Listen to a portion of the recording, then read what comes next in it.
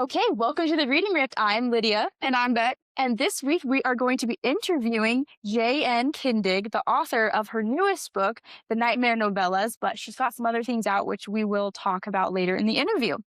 And a reminder, as always, this is an adult podcast with adult language and adult themes. And this episode will be spoiler-free for Jordan's books, so you can watch this episode, get excited, or if you've already read the books, you can dive deeper into what brought these books about. And we're going to learn about all things writing, publishing, social media as an author, and more. So, first question we have for you is, in your book, your author bio said that you were getting your master's degree, but she told me that you recently completed the degree. Yes. So where are you at in that process? I graduated in December. I am done. Okay, cool. Yeah. Okay, so my question was, obviously, if you got a master's degree in English, correct? Mm-hmm. Okay, in English, you like books and you like writing. So my question is... Wouldn't it be crazy if I just said no? Yeah, I No, don't I actually can like take this. it or leave it. It's fine. There's not that much money in this, so you might have picked the wrong thing. Actually, no one of us likes books. We're just here. So we want to know, did you grow up in a reading household, or did you kind of find books on your own? I definitely grew up seeing both of my parents read. I remember distinctly my mom getting a lot of, I think we would call them now cozy mysteries from the library, like where all the titles are like baking puns and things like that. I remember she would get those. And my dad, again, I vividly remember him reading a bunch of the Star Wars novelizations because there's a whole area of Star Wars books that may or may not be canon. I'm not sure. But I never got into the nitty gritty of the books, but I would see them reading. But in terms of my sister and I think my parents would agree, I feel okay saying this, that I wound up reading more than they did typically. It was something I kind of stumbled into on my own. Okay. And then with growing up or now, who are your author idols and what books kind of shaped you as a reader and a writer? First one, I have like my bookshelves over here. So if you see me looking to the side, it's because I'm looking for inspiration. But I have I'm pointing, it's out of frame, but I have a ton of I get vintage original Nancy Drew books. I remember tearing through those in elementary school. I actually, this one time, went to our school's media center, which was what we called the library, because I'm 29. This was back when computers were not like a very widespread thing. So you'd have to go to the media center if you wanted to use the computer. And went to the media center, wanted to get a new Nancy Drew book. And I remember looking up at The Hobbit and thinking, should I read this? And I took it off the shelf, opened it, went, no, and put it back and kept going through Nancy Drew. To this day, I have not read any Lord of the Rings. Okay. I got 2026 is the year that changes. I got the box set of just the 3 Lord of the Rings books for Christmas. So this year I will read it. But Nancy Drew was a huge one for me as a kid. Percy Jackson was another really, really big one. I wasn't allowed to read Harry Potter growing up, but The Lightning Thief was assigned to me in middle school. So 6th grade English, we read that. And I just thought it was so fascinating to see mythology handled in that kind of way. It was something I definitely had like a Greek mythology and Egyptian mythology phase as a kid growing up, but getting to see such creative liberty get taken with that source material, I found really, really inspiring. And these days, I'm a huge Leigh Bardugo fan, and also really big Sylvia Moreno Garcia fan. I've read Mexican Gothic probably 2 or 3 times now. I wrote a paper on it in grad school, and I don't know, something just about the way I think that Moreno Garcia incorporated history into the story was fascinating. I thought it was just so well done. Okay, I have not read that one, but that sounds really good. And I will say Lord of the Rings is a good goal to have to read. This podcast, the big thing was like I was Lord of the Rings fan. Sandra said that she was like Fourth Wing and Sarah J. Maas. So like that was part of like the warrior readers. So I am a big supporter of reading Lord of the Rings. You mentioned Sanderson. I'm reading The Way of Kings right now. I've like That's Bec's Yeah. personality. yeah, my entire it's but been my TikTok and Instagram are dedicated to the Stormlight Archives. okay. Good to know. It is. They're just so thick. I had the book for 2 years, and I would just keep looking at it. And obviously, with like school and everything, it was like I would love to. I just don't have the time. And then when I got the time, I was just so intimidated by the length. But it's Mhm. so good. And I've had people tell me that my writing reminds them of Sanderson. And is Tolkien or Tolkien? I've heard both. It's Tol- Tolkien, but everyone's Tolkien. Tolkien. It's Okay. not matter. I've both of those authors, readers have told me that my books remind them of those. And so I was like, okay, let me see if I can actually use these as comp titles and read them for myself.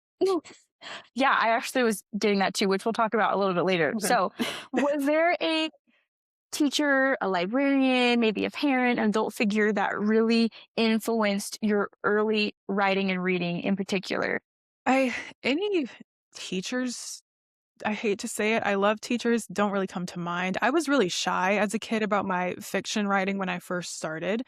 Um, I think the first time I ever showed an adult something I wrote, I remember showing my mom when I was in like fifth-ish grade, a short story I wrote, and she didn't tell me this, I think, at the time, but I think after maybe a couple months later, after some time had passed or something, I remember her saying, like, from the first time I read that story you gave me, like, I knew you were meant to be a writer. And so that's kind of stuck with me a little bit. Okay, this next question is kind of from our deep dive stalk of you. So, In finding out that you finished your master's degree, I also, looking at your author bio, how did you go from books about dragon keeping on construction paper and yarn to gothic fiction and horror? Yeah. So for context, if you're listening and you have no idea what Bec is talking about, my author bio on my website is something like, oh, when she was young, she wrote books on taking care of dragons and tied them together with yarn. We found those in my parents' basement when we were going through some old stuff the other day. So I had no memory I had done that. Shout out to my parents for keeping that. But really going from something like that to, because like y'all said, I like to lean much more into speculative fiction, fantasy, darker kind of stuff. These days, I just read, and I still try to read as widely as I can in terms of genre. Um, I do primarily like read what I write. I like to read fantasy and speculative fiction and horror and things like that, but I don't like to limit myself to a particular genre just because I primarily write that particular genre. I think it's important to read outside of your comfort zone because you never really know what's going to resonate with you and what's not. And I actually don't really write about dragons that much. I have I have a novella that I put out around this time last year, actually. I think I might have missed the year anniversary of it. It was sometime in January 2025. I had like a dragon novella come out. It's skinny. when did you notice that writing was not just a hobby for you, but something that you wanted to do more with? Honestly, not until college, probably. It was something I had always done. I started writing as a kid pretty young, as we've discussed. I remember I'm not good at math, and a lot of that is probably owed to the fact that in middle school, I did not pay attention because I was too busy writing stories in my notebook because geometry just did not appeal to me at all. And so it's just one of those things that I can't think of myself without the act of writing. And going into college, it became such a nice thing for me to work on to kind of alleviate the stress of school. And this might kind of dip into some of the questions I know y'all wanted to ask me, but it didn't really strike me as something that I could possibly do seriously and not just for fun or like a distant dream when I took my first fiction writing class while I was getting my master's. And in this journey of writing when you're young to now that you're a published author, did you ever doubt yourself, or did anyone ever doubt you? And how did you handle this doubt? I am my own biggest critic. I think the biggest like negative self-talk absolutely comes from me. If anyone in my circle has doubted me, they have not shared it with me. So I'm okay with that. They can keep that to themselves. But yes, I get in my own way a lot.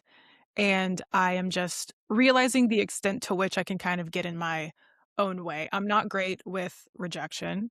So that I tend to my former creative writing professor would put it as you're rejecting yourself. You're making the decision for the people who might actually say yes to you. So it's definitely me. Wow. Yeah. Yeah. That is actually really true. I think Yeah. he told me that years ago. Yeah. Honestly, I was looking at your book with Ren a little bit. I'm not gonna spoil it, but he kind of was trying to make decisions to protect other people as he Mhm. was thinking. But what he was doing is taking away other people's choice of getting to Yeah. decide Yeah. what we were gonna do with that. He So gets that from okay. me. Yeah, we put a little bit of ourselves in our characters. Yes, absolutely. What was your biggest, you know what? I can actually do this moment. It actually was, I believe, that first fiction writing class I mentioned a second ago. So I had never, for context, how I got into the Master's in English program, I was in a different program originally. It was not going very well. Just leadership was kind of not there. And I had a friend in that class with me who was an English teacher, but we had both sought to get this more like individualized studies kind of degree. But she mentioned, I think I'm just going to change it to the English program. And I thought, because I was taking a British Gothic literature class with her at the time. And so I kind of started thinking like, hey, I didn't realize that was an option we had to just change our programs if we didn't want to be in that same one anymore. But English is one of those things that, like I said, I've always come back to writing. I've always loved reading. And I've always said that if I could do my bachelor's again, I would have done either an English or an art history degree because my bachelor's is just in straight history. And so I had never taken a fiction writing class before because it had always kind of been my escape from school. I was terrified to mix it with school because I was a big perfectionist when it comes to academics and things like that. So taking that first fiction writing class, my professor did have to kind of convince me into it a little bit because I'd never done a fiction workshop either. And that was the crux of those classes. And so having other people critique my work had never been something I'd really done before, especially not with me in the room, not able to say anything or defend myself or my work. But submitting those first couple stories and getting really good constructive feedback from um, people who just, genuinely had the desire to help improve the story and were also there to learn. I just felt much more confident. Like it did wonders for my confidence. And if I hadn't actually taken those fiction writing courses, I really don't think I would be sitting here. So, Hmm. We hear that a lot from authors that we talk to that they didn't know that they could do it, and then they get really good feedback once they do put it out there, and they get feedback from like friends, family, close people, and they're like, "This is actually really good." They're like, "Oh, other people think this is good," Oh. and that's such a yeah. great feeling. And I felt so lucky in that situation because uh, some of my best beta readers are my friends. If you are one of my friends and are listening to this, please do not take this as me being ungrateful because I am. But there's just something about getting feedback from people who have no prior knowledge of you. Like they might not feel a pressure to like sugarcoat anything for you. Getting such good feedback from people who I had never met before, who had no skin in the game at all, was like, wow, okay, maybe I need to not listen to my self-doubt so much and Yes. really lean into this. Out of Yeah. the way. Was this the first book you had written with the intention to publish? No, no. The first one I finished, I think in 2022, 2023-ish. It was I finished that one very shortly before I wrote the first novella for the Nightmare Novellas. Yeah, so I finished this first novel. It got very heavy toward the end. It was like I guess we call it an urban fantasy dark academia kind of vibe, just really heavy. I got invited to join an anthology that was fantasy centric, and I just wanted to write something like light and cozy, and that's where we got the first novella for the Nightmare Novellas from. But this first novel, I'm trying to be vague about it because I actually want to rework it. I basically wrote it, and that in and of itself was a huge struggle. I had those particular characters in my head since high school, basically, and I'd already reworked the story probably 4 or 5 times, and basically just said, "You need to finish this because you have no idea what it's gonna need until you're done with it." Finished it, looked back at it, and said, "This magic system is completely wrong for what I'm trying to do. I need to completely start over again." So I do have some plans for it, but I don't wanna give too many details about that just right now. Yeah, Yeah. understandable.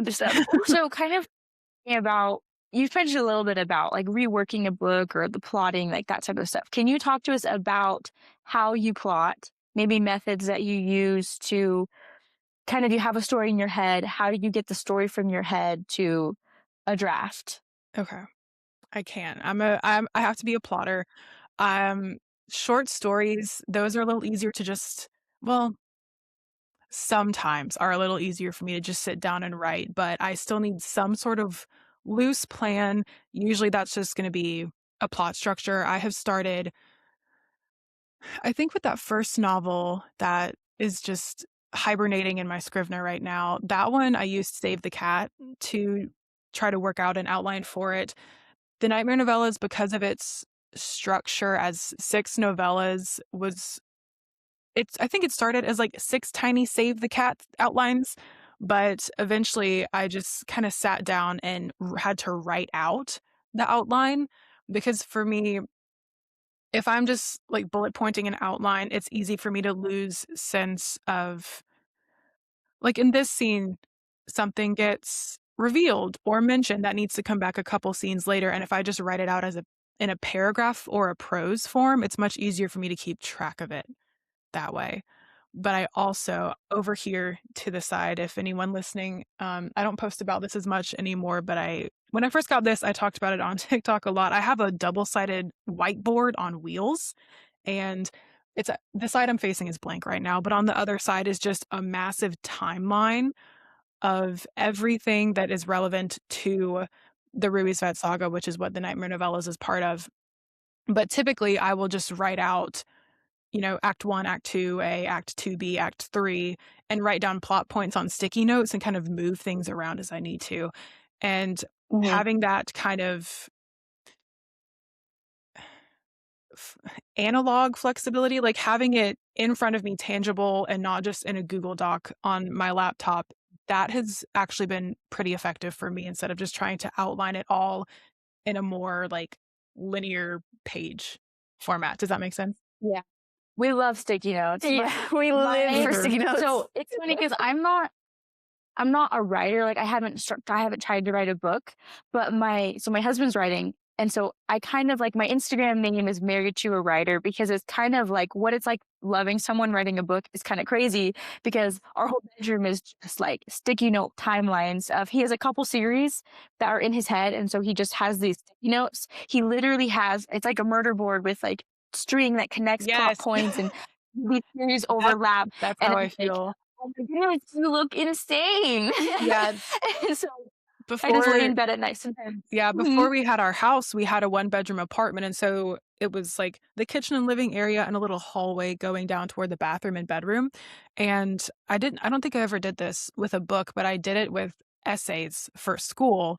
And just whenever we had people over, if they had to go to the bathroom, they had to walk past my sticky note wall of like, is the ghost in Hamlet real? All this very niche academic, just word vomit really on sticky notes on the wall. So I get it. I had to witness my own. I had to see my own like process through other people's eyes. It doesn't look good. It's so understandable, though. I think a lot of writers relate to. I used to mentally make the joke about if you've ever seen the BBC Sherlock Holmes where they talk about the Mind Palace. Yep. And it's like, it gets so cluttered up there as a writer because it's full. We filled it. And it needs to be out in the real world. And that's kind of what the sticky notes to me are. It's just, it's everywhere. Mm-hmm. It's overfull in here and it's just external now. Mm-hmm. Yeah. But for your writing and your stories, what is it that you think makes your writing and stories unique? I think my academic background helps a lot with it. I'm a big proponent, and I'm going to try to say this. I don't want to sound like an ivory tower elitist, because I don't think you necessarily need a formal education to be a writer. That is not what I'm trying to say. But I don't know. I just feel so lucky to have had the opportunities I've had to not only learn many, many different ways on how to craft a story, but also to go through as many workshops as I did and be able to kind of gain an eye for how to edit my own work as well. Because when you're drafting, and Bec, you might be able, I just bumped my laptop, sorry. But Bec, you might be able to speak to this as well. When you're drafting, you're just kind of getting out whatever is going to come out. And there are just, I know I at least have so many blind spots in my first draft that I just I don't notice they're there until the whole book is done and it's printed out and I can read it and analyze it as if it is someone else's. So I think school really gave me an ability to look at my work objectively. It is still really hard for me to get rid of certain like scenes or lines. If I really like the way it turned out, Kill Your Darlings, I still struggle with as nuanced of a statement as that is. But I think my work that has benefited from school, absolutely. But I also think it's benefited because I try to read as broadly as I can in terms of genre.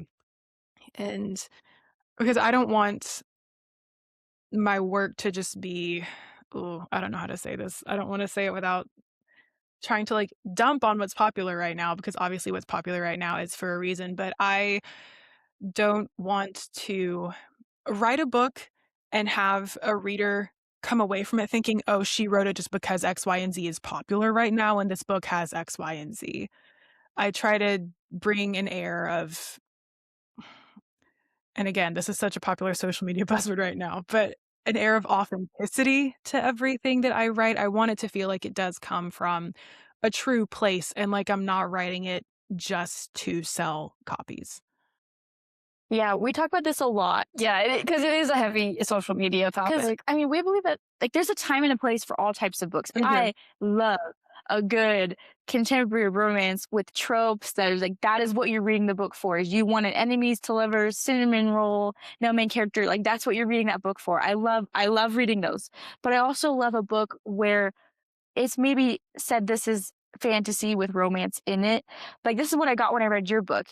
I was like, this is a fantasy book. It has romance in it, but it's not like full of tropes, it's not a romantasy. It's not like, I kind of thought of it more as like literature versus just like, oh, this is a fun book to read. This makes you think about a lot of things.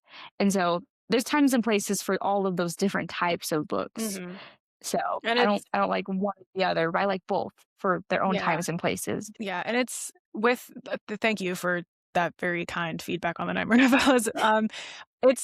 I do like to kind of try to toe the line between, oh, this is just like for fun, and this can be, to use your word, leaning a little more into literature, because I do think there is very much a time and place for a lot of books like that. But just because something is fantastical or, higher epic fantasy, I don't think that means it needs to be completely like trope reliant. It can still have some sort of element of realism in it because it's being written by a human. And in my opinion, it is still going to relate back to the human experience in some way.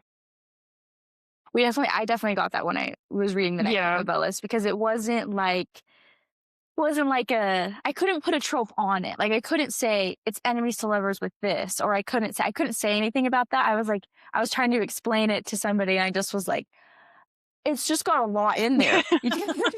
It does. But but it was very refreshing. That's kind of maybe the word I'm trying to use. It's refreshing because I really do. Like, I'm kind of a vibe reader. Like, I will read anything. I will like anything. There's only ever been one book that I've read that I didn't like, and like I've read a lot of books. So, but like I also love a book that just feels like different than everything that's out there. Like but it's not different to be different. It's different because it is authentically different. You know, like there's a difference between, oh, I'm going to write this to be opposite of mainstream versus this is the story and it makes sense of why this does this. So that's what I felt when I was reading the Nightmare Novellas. But can you talk to us about your your revision process? How long did it take for you once you had a first draft? Specifically, we'll talk about Nightmare Novellas because Okay. it is a longer book compared to your first novella. Yes. So what was the revision process like? You finish a draft. How do you then revise it to get ready to publish it? For the Nightmare Novellas, I have let me grab a visual aid actually. Hang on. This I do blame on school. I printed it out. So this is basically drafts 2 and 3 of the book, but I had to print it out and I have it all binder clip shut, but I printed it out, had to read through it and left my own line comments on it of things I wanted to, fix. It was really small. I printed it larger in subsequent drafts. I don't know why I did that to myself at first, but You're like, save paper. Yeah, ink is expensive. So for the Night Novellas, I did not have an editor. It was just me. And so I read through it. I want to say I went through 3 drafts before I sent it to betas. And I had 2 of them only actually gave me usable feedback. Because I think some of them just didn't finish it. Others, somebody ghosted me. But with the beta reader feedback that I got, I was able to go through it. I was really lucky that one of my beta readers is a very close in-person friend of mine. So I was able to go to her house and we just sat on her couch and talked about the book for, I think, 3 or 4 hours. And being able to just talk it out with someone who had read the book, who had noticed problem areas, was so helpful. Because it had just lived in my head for so long. Like we said earlier, even there were blind spots. And even though I had already done a couple passes on my own, there were still things that, because I made up this world and the story and these characters, to me, things made sense. But I really needed that reader's perspective to clarify things. And so once I got beta feedback, I went through another round of developmental edits to take into account their suggestions, change what I needed to. And then I did a copy and line pass, like tweaking things at the sentence level. And then I read through it all again once I was putting it into my formatting software. So I think what is published of the Nightmare Novellas, I want to say is draft 5 or 6. But I think that's what we've heard. Yeah. With other authors too. I think Brandon Sanderson says he does 6 drafts of his books too. I actually have no idea what Sanderson. Okay, I would believe 6 drafts. Like it's hard to read a book by someone that you're related to or is a close friend, because writers, when they write a book, they put their like a part of their soul into this book. And so what is your advice for receiving feedback from a beta reader or a family member or just somebody that you've asked them to look at your book? Because I need this feedback, because my husband says, what do you think of this chapter? And I'm like, okay, I need to make sure that I give constructive feedback. I don't need to say anything like I didn't like this or something like that. So how do you take feedback? Let's assume it's constructive. Yeah. Let's assume that's a big part of it. That's not that. Yeah. How do you then take that feedback and like not let it ruin your relationship? I've been blessed with the friend who did beta read for me. I knew she was just going to give it to me straight. And just knowing that, again, the people you're asking, if they are close to you, you can trust them with, your book baby. I just really have to remind myself that any critique that they're giving me is coming from a place of good faith and coming from a place of genuinely wanting to help improve the story. have I gotten some comments from like friends and family that I was kind of like, oh, you didn't maybe need to phrase it that way, but I like there was I think my current book that's going through revisions. My husband's reading part of it, and he just goes, "Yeah, this one scene was boring." Um, but the thing is, he's right, because I was bored while I was writing that particular scene. I'm not gonna say which one it was, because hopefully it will look very, very different once the book is published, but even if you get those kind of off-kilter comments maybe wouldn't have been phrased the way that you would have wanted them to be, it is I think it's still really valuable to have kind of that raw reaction, one that's maybe not necessarily like intended to be used as constructive feedback, because they still felt that way for some reason. And a lot of it is, as writers, as much as we have to put, ourselves and our soul into our books, that, in my opinion, that is for the drafting process. When I am editing, I have to take myself out of it as much as I can. And when I can go back into like drafting and fixing the suggestions or critiques that I've either left myself, have gotten from friends, family. I have an editor for my next book, so working in feedback from her, that's when I'm making those changes, that's when I can put myself back into it. But when I edit, I have to take myself out. Um, I think it was something Sanderson actually said. I watched one of his writing lectures, and he said something about when you are writing the book, your only job is to be the artist. Like, and when you're doing the editing, getting it ready for publishing and things like that, that is when you can be the business person and the critic. But when you're creating it, your only job is to be the artist. And I think having that distinction in place is really helpful. I actually think that's really good.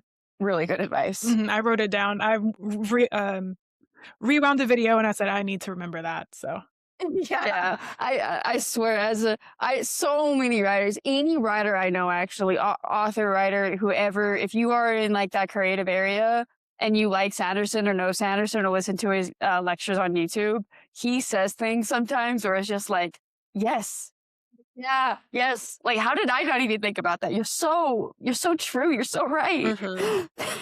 So, what was the most, I guess, challenging part for you in just writing a book? Hmm. 'Cause there were a lot of them. I think trusting myself and trusting where I felt the story needed to go. And as I went through, 3, 4, 5, however many drafts, trying to remember what that initial vision was really, really difficult. It's very easy to lose sight of what you intend for the story versus how you want people to perceive it or how you think people are going to perceive it. Because I mean, at the end of the day, I cannot control whether someone picks up my book or not. I can't control whether or not someone even reads it once they get it. I can't control if they like it. So all I can really do is trust my own creative instinct, trust the story I'm trying to tell, and whatever comes from it after that is out of my hands. I can just try to put out the best product I can. Mm-hmm. In your acknowledgments, you actually said the 3 hardest parts were, one of them was writing the first draft because you only had a few months to do so. How did you end up in that situation as a self-published author with only a few months? Tell us about how you got there. It was a self-imposed deadline, because I knew that most of the work was going to come in editing, and the story was really going to start to take place once I was able to implement feedback. And I forget who said this, but some more established writer than myself once said that, like, you just can't edit something that doesn't exist, and you can't improve upon something that doesn't exist. So I wanted to challenge myself and push myself to get the first draft done, because the first novel that I ever wrote took me years to get it to a place where I felt like I could finish it. And I just did not, I was scared of repeating that cycle again.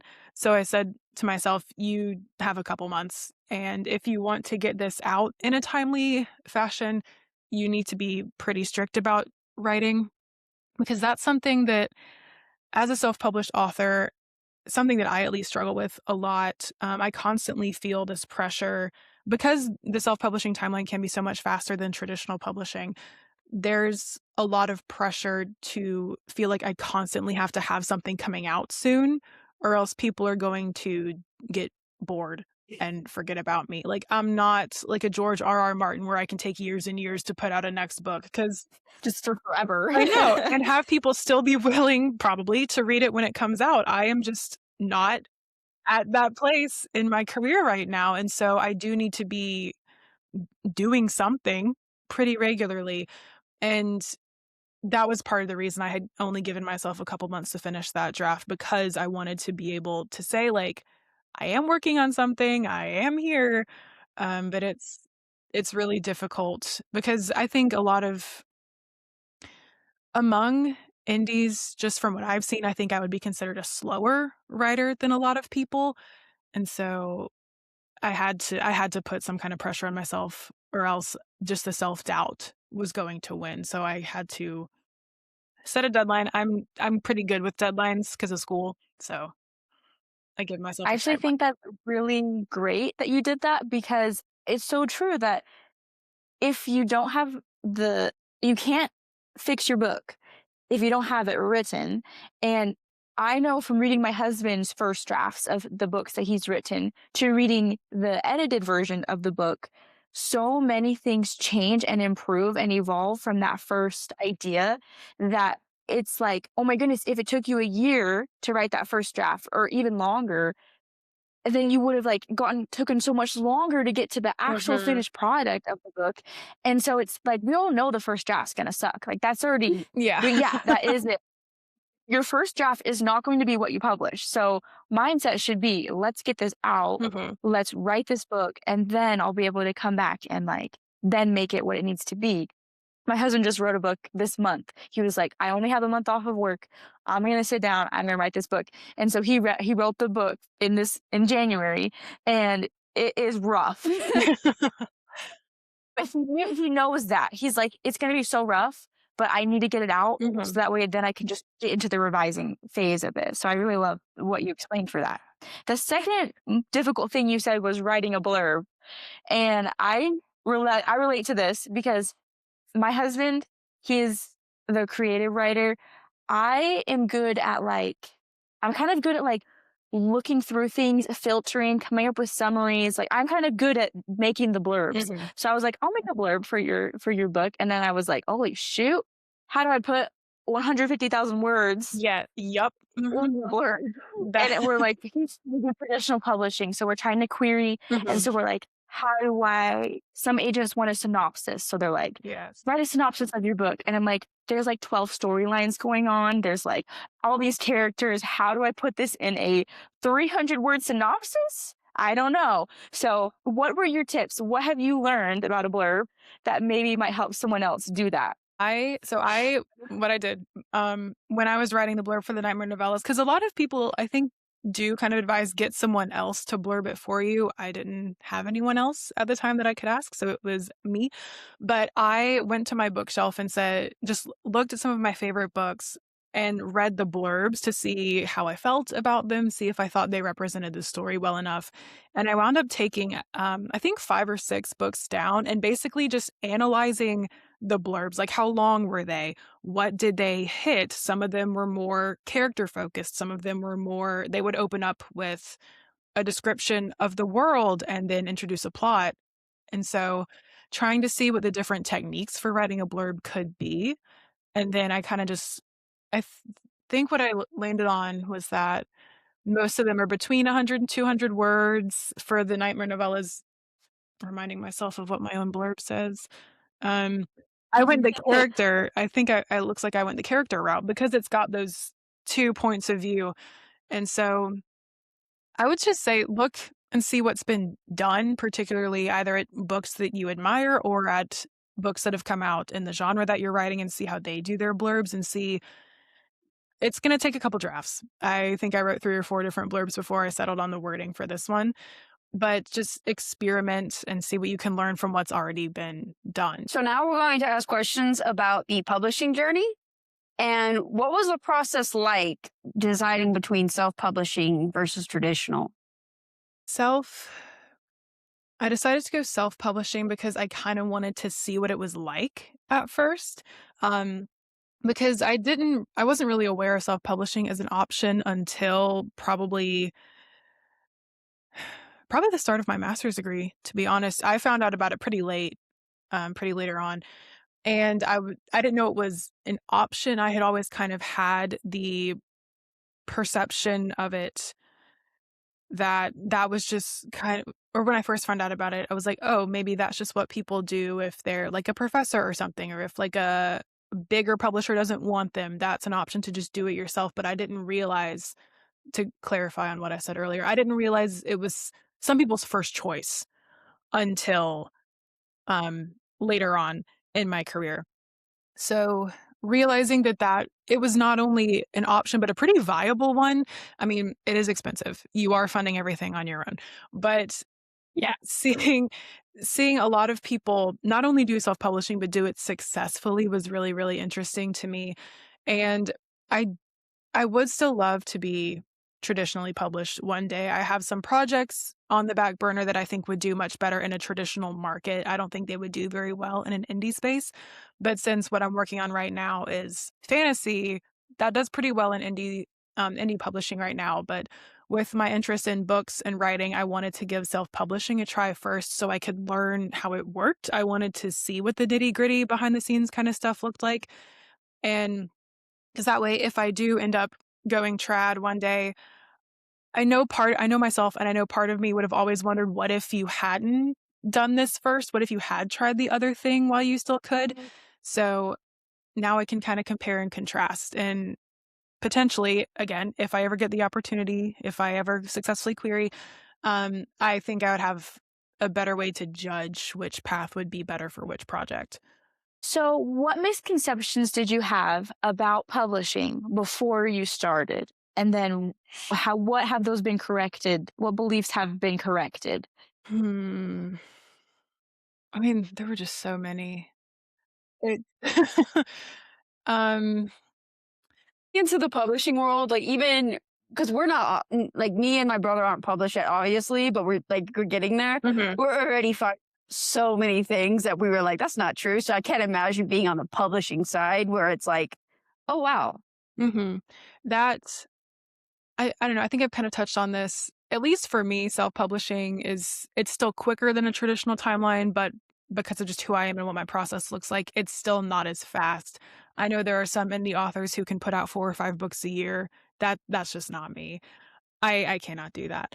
Um, I think I don't know if this is fully being I don't know if this is fully part of the publishing process, but something I've just learned about being a self-published author that kind of took me by surprise, and something I'm still kind of trying to wrap my head around is that if um like if I want a bookstore to carry my book, or if I want to have a signing at a bookstore or something, for some reason I always assumed they would approach me.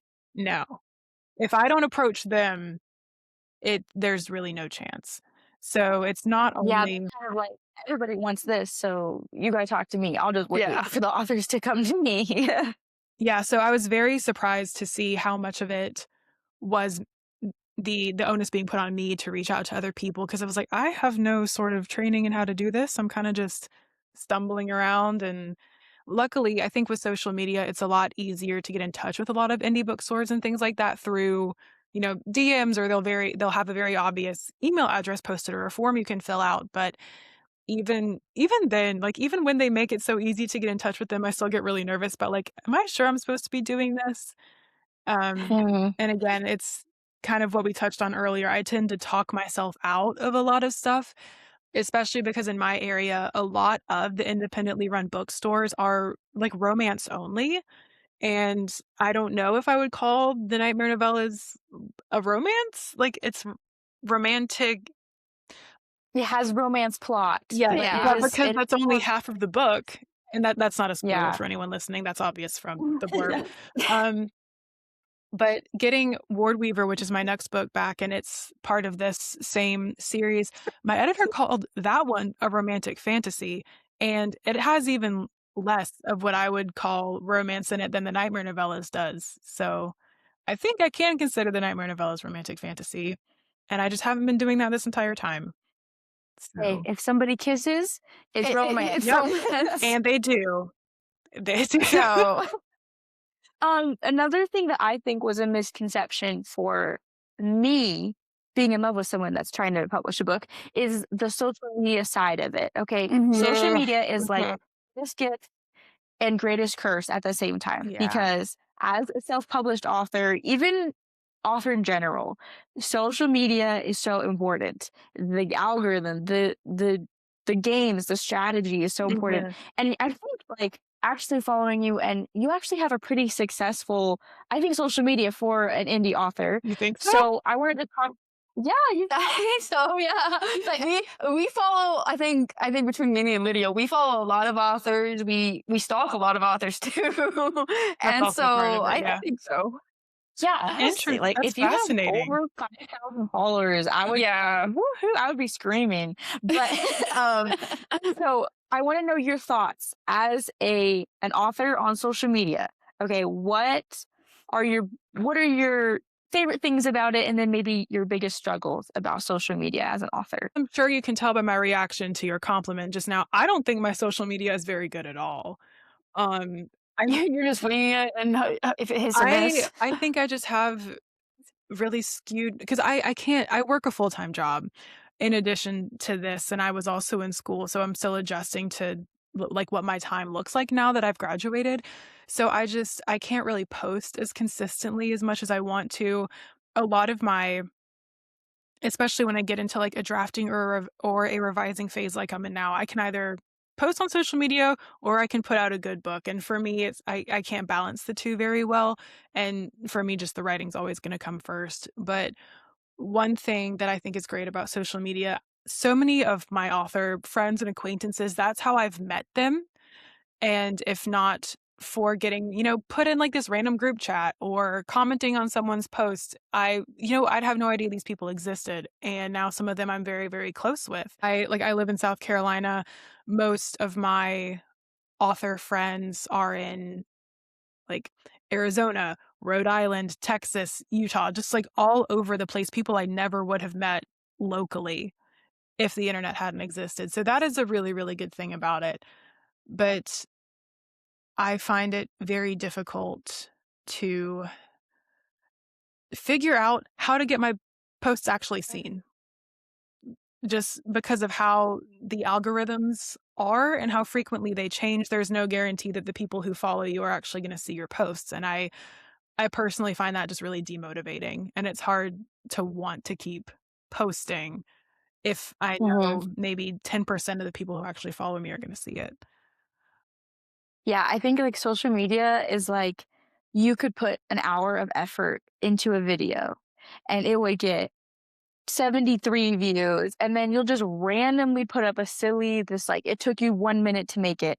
You put it up and then that one gets 10,000 views. Uh-huh. And you're like, what is going on with this algorithm? Mhm. Yeah, we're still not over one of if you ever look at my TikTok, I don't have that many posts, and like I started it maybe 2 months ago, and I've put effort into like some of my videos, but one video I was laying on my couch, I didn't put that much effort into it, and like most of my videos range for like 200, 500 views, some more than that, Mhm. but this one video has over 500,000 views, and I'm like, are you kidding me, guys? Yeah. this It's this is what we're always doing.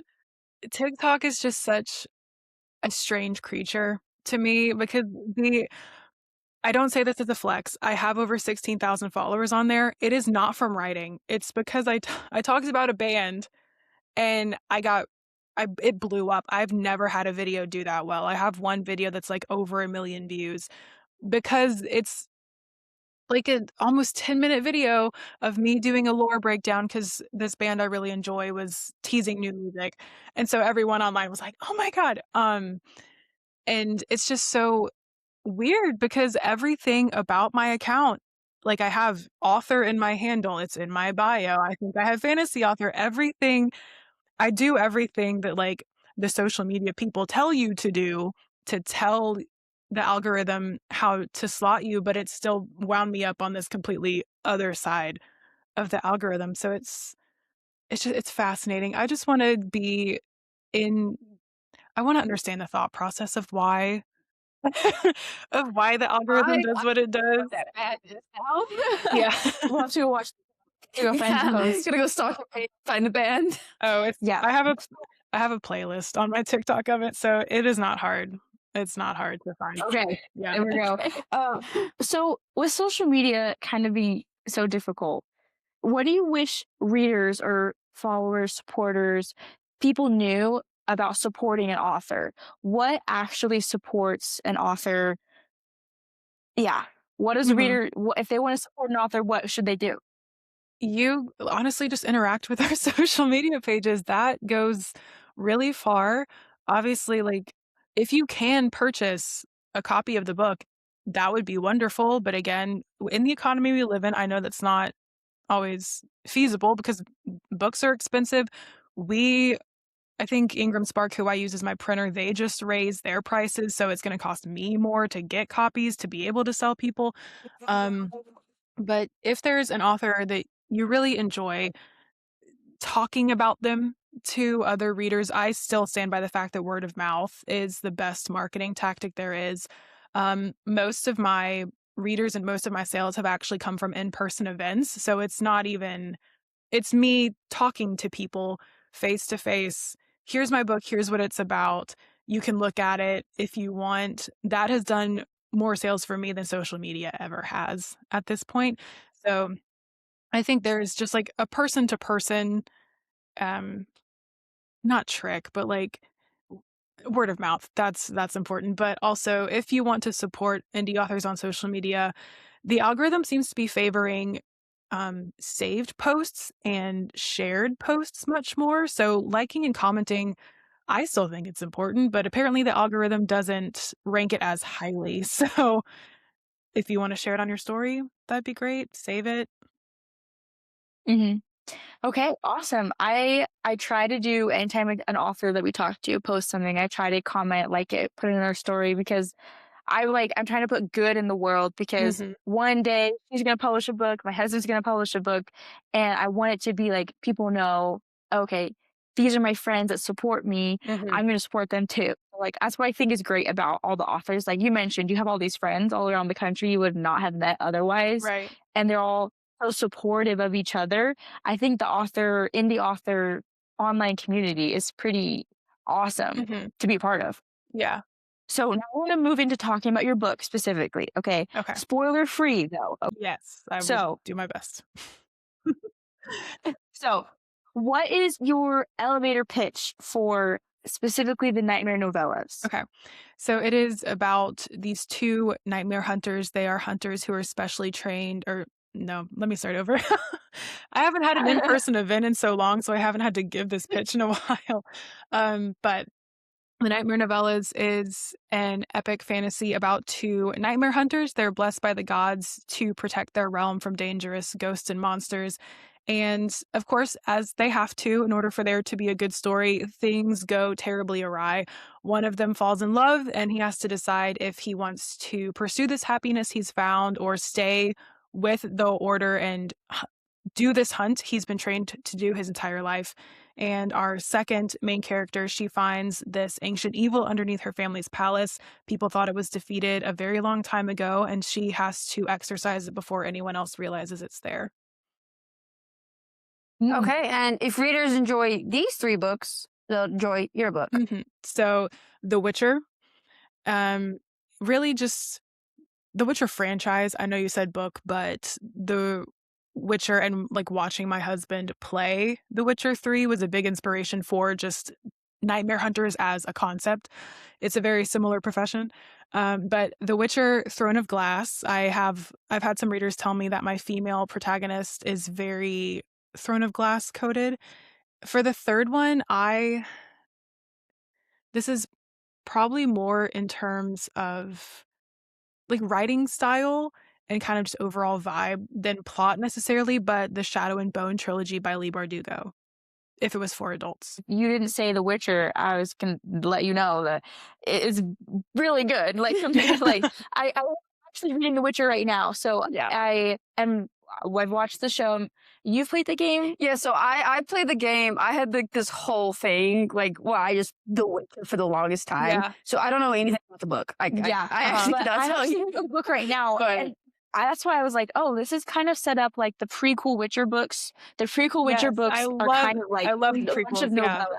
Mm-hmm. So that's all I read so far of The Witcher. I've read the 2 prequel books, but so I was like, oh yeah, this is like super fantasy. Like I was like, I kind of thought it was going to be romantasy, but it was like, oh, this is like The Witcher. This is like, Honestly, this was making me want to play The Witcher. I was like, I'm gonna have to get that PlayStation. yeah, I tried to agree. play The Witcher 3. I can't get past the tutorial stage.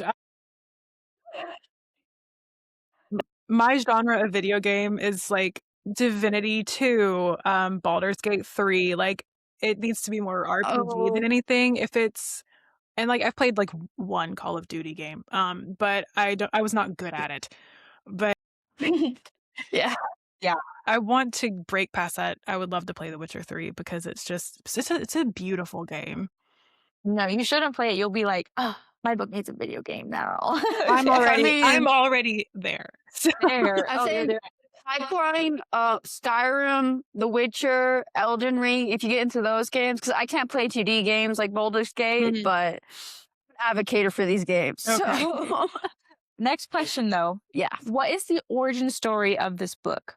Where did it come from? So I touched on this a bit earlier, but I'll go into more detail now. So I had just finished the aforementioned novel that is She Needs Help, but I got invited to join Out of the Cauldron, which was a fall fantasy anthology that was being put together by some indie authors. And I just finished writing, this really heavy book. Things got very dark toward the end, and I wanted something like lighter and cozier. And I also thought it would be a fun challenge to myself to do that just because I'd never really written anything lighter hearted like that before. And so that's why The Town, which is the first novella in the Nightmare Novellas, The Town is an edited version of what I wrote for that anthology. So that's why it's a little tropier. Like there's the one room left in the inn thing going on. It's like, I call it annoyances to lovers because they aren't enemies, but there's definite animosity at the start.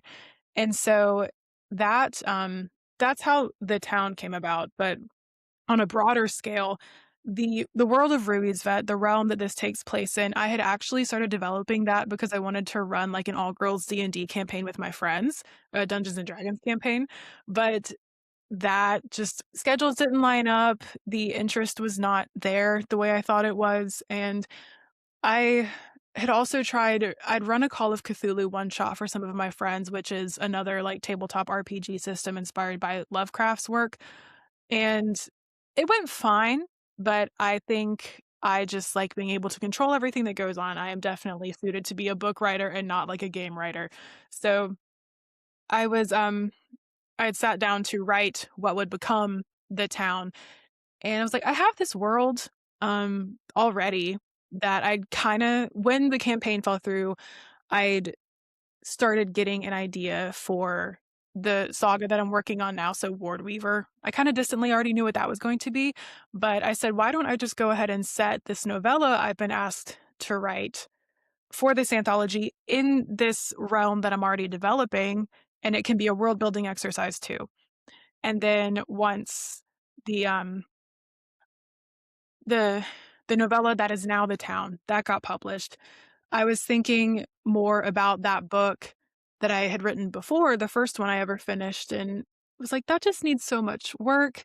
I don't know if I want to go back to it so soon. I think I need more time away from it. Like my skill as a writer wasn't where it needed to be for me to feel okay to go back to it yet.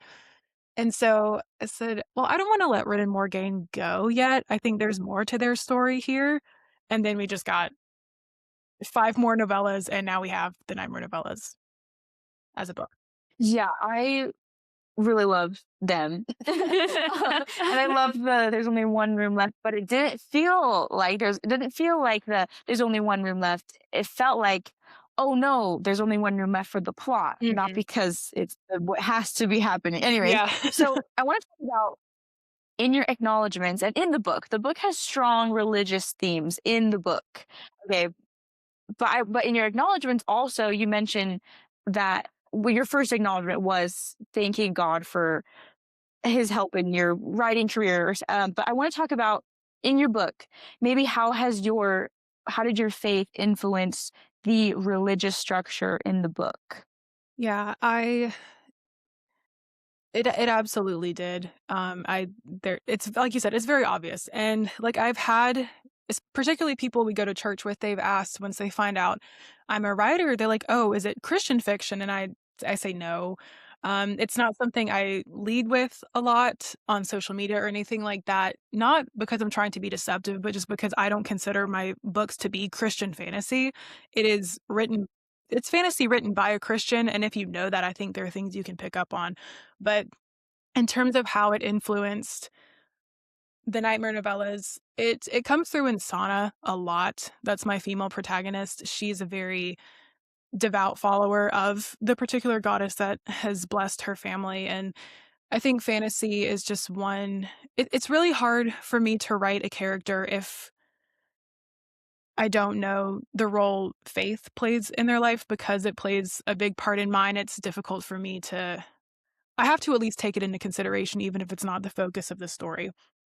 And having Sana be faithful in such a way was really interesting, getting to handle that in an epic fantasy setting, because obviously the worship is in that kind of realm is going to look much more different than it would like in our day-to-day lives.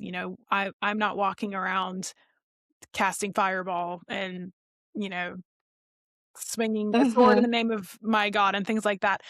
Well, one of the things that I think is really interesting about the fantasy genre is that it gives us the opportunity to examine real world issues in ways that might be easier to do than if we were just talking about it directly.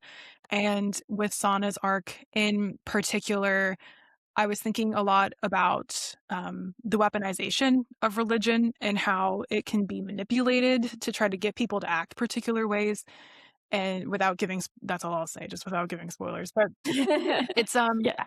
that's going to carry on a little bit more into the overall series as well, but with the incorporation of religion, like how the magic system works, the spells you cast are prayers to the gods, and they're holy knights who are like blessed by particular gods to, they have like better powers. That will be more explored in the next book. But in creating a fantasy world that has religion as such an important aspect, I wanted to be sure I was also just trying to be as realistic as I could with depictions of religion. Not everyone is a religious person. Even the people who are, they have varying beliefs, varying practices, varying levels to which they believe.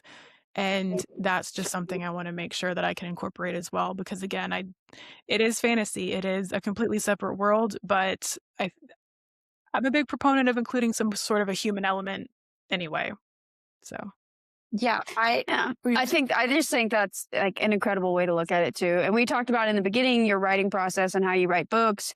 It's that creative process, writing fantasy, but also bringing very real elements into it. It's like very like I just think that it's incredible when any author does it, is because you can tell that it's there in the book, that it's like a real problem. Like this is something that's like actually happening in people's lives, whether it's like religious trauma or someone's like authentic faith to what they're doing in their lives or whatever level it is to them. But it's still a fantasy setting. There's still dragons in the air. There's stuff going on. Right. But it's very real life. Like this is still and that's where the creative process comes in. How does the author want to present this very real issue, but you're still reading a escapism book that you're not, in the middle of real world issue. Yeah, so you definitely don't need like to read the book with like, oh, this book is about religion, because it's not about religion. Yeah. I just kind of, after reading your acknowledgments, it made me go back and kind of think about what I had just read a little differently, because what you said of like the different ways people practice their faith, people that maybe don't have faith or people that do, and kind of how can we be a community with different views about different things, and like because there's characters in your book that believe in different deities, and that causes a lot of strain on their relationships and everything. So I think it added a layer of depth after I read your acknowledgments and then thought back about the book. But yeah, so now we just want to kind of close up the interview and kind of see how readers can connect with you. So we will have everything linked below to what we're about to ask you. So if anyone's listening or they're watching on YouTube, they can go in the links below. But how can readers connect with you? Social medias or anything, websites? You can find me on Instagram, TikTok, and Threads at author J.N Kindig. No periods, no spaces.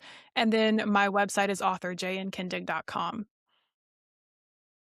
What other books have you written? And then what other things do you have planned that you can share with us? So I have, like I mentioned, the dragon novella I mentioned earlier, Breathing Ice Like Fire, that is available. If you find it on Amazon, that one is ebook only. The only way you can get a physical copy is if you order that from me directly. Or I have a couple indie bookstores listed on my website and they carry my books. So if you are near any of those, I would say ask them if they still have them in stock.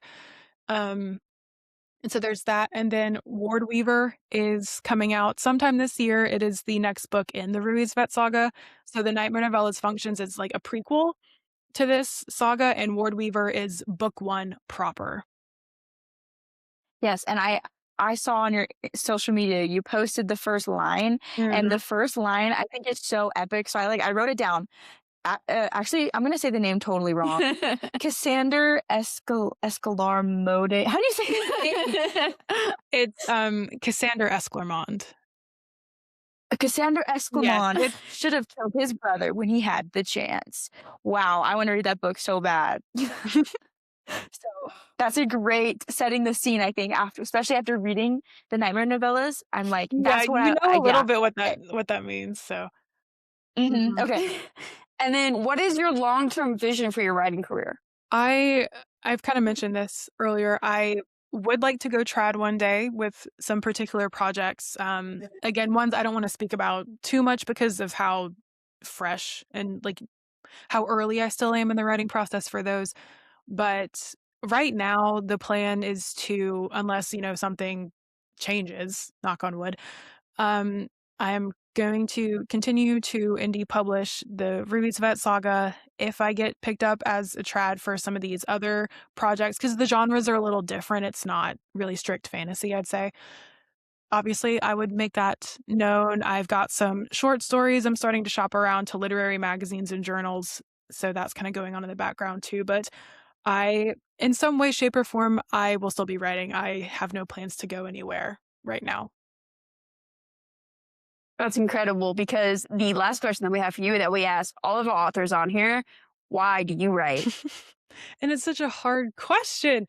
I had a whole assignment in grad school that was like, why do you write?